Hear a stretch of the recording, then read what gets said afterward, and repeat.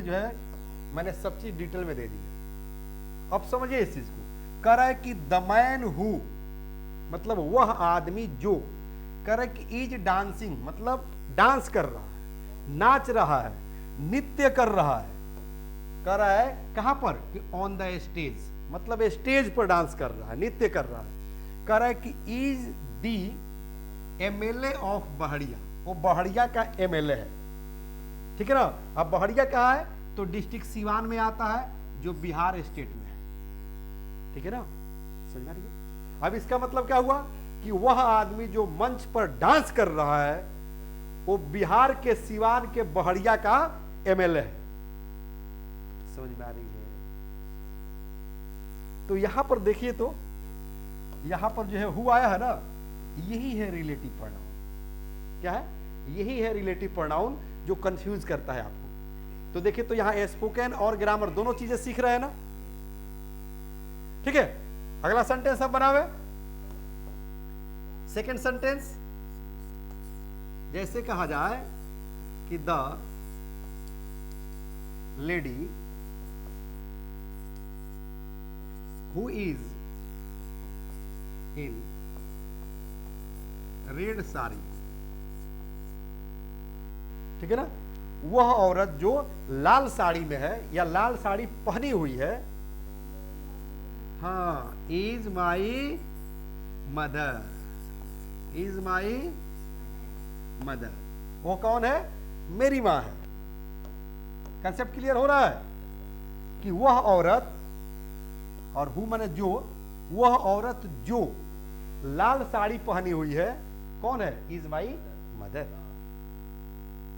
ठीक है। जैसे हो सकता है कि हम ये भी कह दें कि वह औरत जो वहां पर डांस कर रही है वो मेरी कुछ नहीं लगती है। तो the lady who is dancing there, ठीक है ना, is nothing to me, is not related to me. समझ में आ रही है ना। अगला सेंटेंस देखिए, एकदम मजेदार। सेंटेंस नंबर 3, काजे की द गर्ल मतलब वह लड़की, हु इज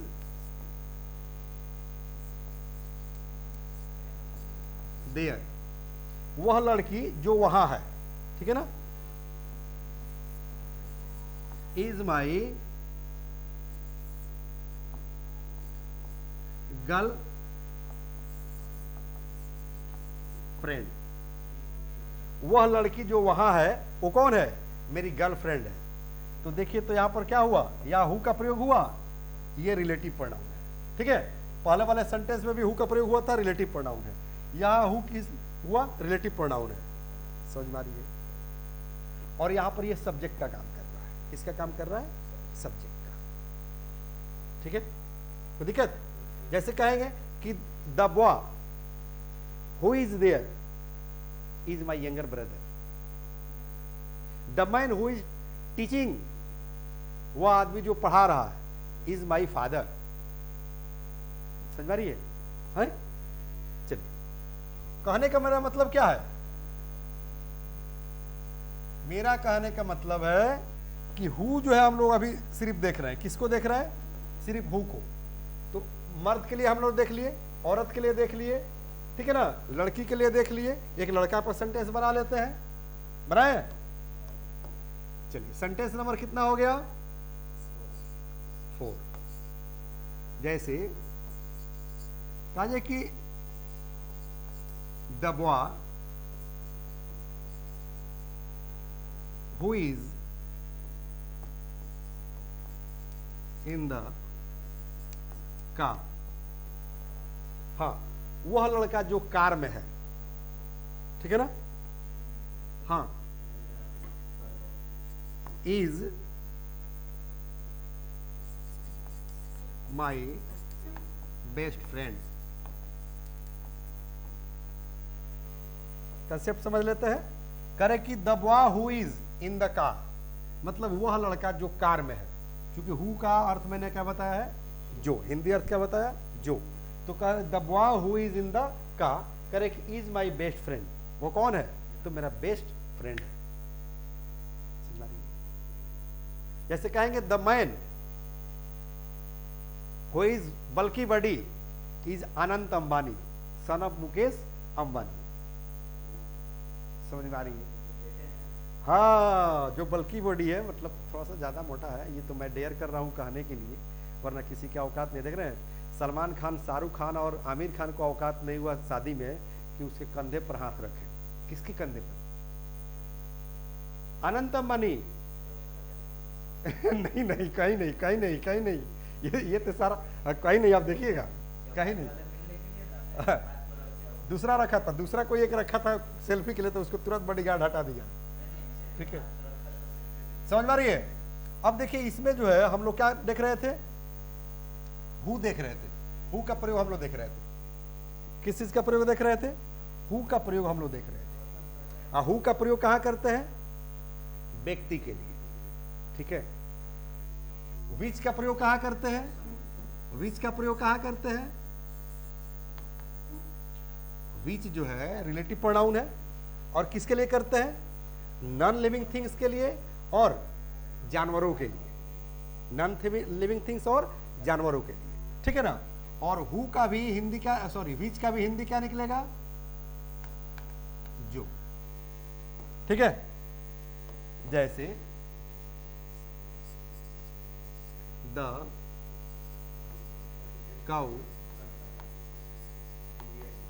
ध्यान दीजिएगा, करे कि द काउ विच, क्या हिंदी निकलेगा? वह गाय जो। ठीक है। जो क्यों निकला? क्यों? क्योंकि विच का हिंदी होता है जो। ठीक है। तो यहां पर विच लिखा है ना, तो इसका हो गया जो, और यहां पर द कह रहा है ना, उसका हिंदी हो गया वह। अब यहां डैट मत लिखिएगा कि वह गाय जो, तो डैट का वो विच नहीं लिखेंगे। ठीक है, समझ में आ रही है कि नहीं? तो द काउ विच, तो काउ मतलब जानवर है ना, तो विच का प्रयोग जानवरों के लिए होता है। सेकेंड सेंटेंस देख लीजिए कि द